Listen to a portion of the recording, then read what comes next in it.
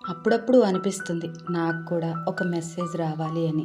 హే, ఏం చేస్తున్నావు అని సింపుల్గా అడిగే మెసేజ్, బిజీనా అని కేర్తో అడిగే ఒక వాయిస్, కాల్ చేయనా అని అడిగే ఒక మనిషి.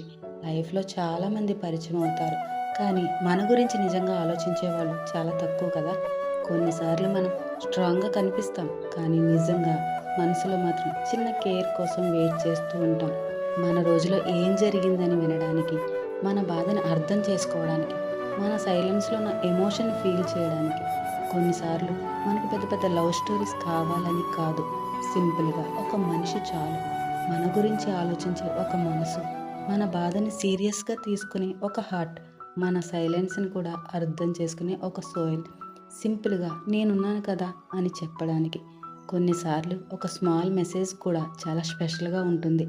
హే, తిన్నావా అని అడిగే ఒక కేర్, లేట్ అయింది నిద్రపో అని చెప్పే ఒక వాయిస్, అలా ఎలోన్గా ఫీల్ అవ్వకు అని చెప్పే ఒక మనసు. కొన్ని మెసేజెస్ సింపుల్గా కనిపిస్తాయి, కానీ అవి ఒక మనిషిని చాలా స్ట్రాంగ్గా చేస్తాయి. మీకు కూడా ఎప్పుడైనా ఇలా అనిపించిందా?